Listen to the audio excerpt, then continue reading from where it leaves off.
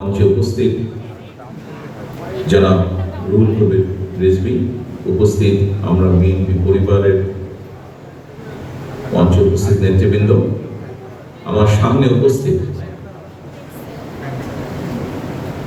স্বৈরাচার বিরোধী আন্দোলনে আহত সম্মানিত ব্যক্তিবর্গ, উপস্থিত আমন্ত্রিত অতিথিবৃন্দ এবং সাংবাদিক ভাইরা, আসসালামু আলাইকুম।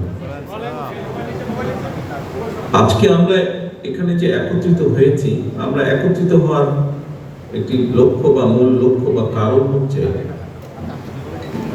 গত 17 বছর ধরে আমরা যে স্বৈরাচারের বিরুদ্ধে আন্দোলন করেছি বিভিন্ন পর্যায়ে, এই আন্দোলনে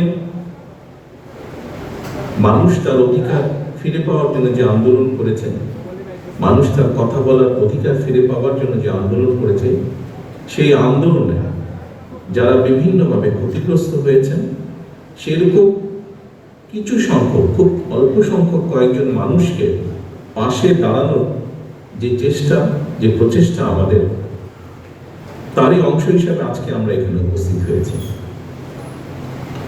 প্রিয় উপস্থিতিবৃন্দ, আমাদের আজকের এই প্রচেষ্টা হয়তো খুবই ক্ষুদ্র। বিগত 17 বছরে এই মুহূর্তে দেশ যে স্বৈরাচার মুক্ত, এই পরিস্থিতিটি বা এটি অর্জন করার জন্য সমগ্র বাংলাদেশে দলমত নির্বিশেষে বহু মানুষ, অনেক ক্ষেত্রে রাজনৈতিক কর্মী, অনেক ক্ষেত্রে অরাজনৈতিক কর্মী, কিন্তু দেশপ্রেমিক মানুষ, বহু মানুষ বিভিন্নভাবে ক্ষতিগ্রস্ত হয়েছে। সকল মানুষকে কতটুকু সাহায্য করা সম্ভব ব্যক্তিগতভাবে আমি জানি না, আমরা হয়তো কেউই জানি না। তবে যে মানুষগুলো ক্ষতিগ্রস্ত হয়েছেন, যারা শহীদ হয়েছেন তারা তো চলে গিয়েছেন, তাদের পরিবার রয়ে গিয়েছে, তাদের পরিবারের সদস্যরা এখনো আছেন। যারা বিভিন্নভাবে আহত হয়েছেন, বন্ধুত্ব বরণ করেছেন, ক্ষতিগ্রস্ত হয়েছেন শারীরিকভাবে বা অন্যান্যভাবে, তারা সহ শহীদ যারা হয়েছে তাদের পরিবারের পাশে কতটুকু দাঁড়ানো যাবে বলতে পারবো না, কিন্তু আমি মনে করি তারা দেশের জন্য, আমরা যারা আছি আমাদের জন্য তারা যে আত্মত্যাগ করেছেন, আমাদের কর্তব্য, আমাদের দায়িত্ব এই মানুষগুলোর পাশে যতটুকু সম্ভব দাঁড়ানো, যতটুকু সম্ভব সহযোগিতার হাত বাড়িয়ে দিয়ে তাদের পাশে দাঁড়ানো।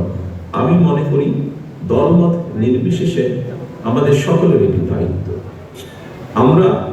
আমি একটি রাজনৈতিক দলের সদস্য, মঞ্চে যারা বসে আছেন রুহুল কবির রিজভী সাহেব সহ এখানে আরো নেতৃবৃন্দ আছেন, বিএনপির বেশ কয়েকজন নেতৃবৃন্দ আছেন, আমরা সকলে একটি রাজনৈতিক দলের সদস্য, রাজনৈতিক কর্মী।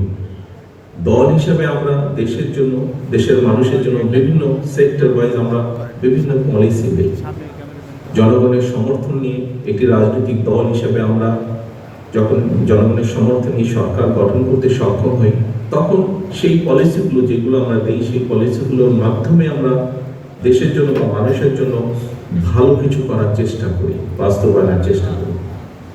কিন্তু একজন রাজনৈতিক কর্মীর পাশাপাশি আমি একজন মানুষ, আমরা উপস্থিত প্রত্যেকে এখানে একজন মানুষ, এবং মানুষ হিসাবে আমি মনে করি মানুষ রাজনীতি আমরা যেমন করি দেশের জন্য, দেশের মানুষের জন্য, ঠিক একজন মানুষ হিসেবেও আমাদের দায়িত্ব, আমাদের যতটুকু অবস্থা আছে, যতটুকু আমরা সক্ষম, তার ভিত্তিতে আমার পাশে যদি কাউকে আমি দেখি, আমার সামনে যদি কাউকে আমি দেখি যে এই মানুষটির কোনো রকমের সহযোগিতা প্রয়োজন, বিপদে আপদে সাহায্যের প্রয়োজন, তাহলে সেটির জন্য আমাদের এগিয়ে আসা উচিত।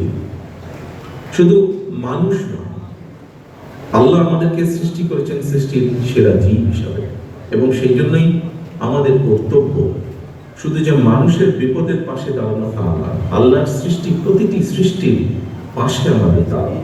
সেটি যে কোনো জীবজন্তু হতে পারে, সেটি প্রকৃতি হতে পারে, সেটি গাছপালা হতে পারে। বিনা প্রয়োজনে গাছপালা কাটা যেমন ঠিক না, একইভাবে বিনা কারণে কোনো পশু পাখিকেও আঘাত করা ঠিক না। কোনো পশু পাখিকেও বিপদে পড়লে, কোনো ক্ষতিগ্রস্ত হলে সেখানেও মানুষ হিসাবে, আল্লাহ সৃষ্টির সেরা জীব হিসাবে আমাদের সেখানে এগিয়ে আসা উচিত বলে আমি মনে করি।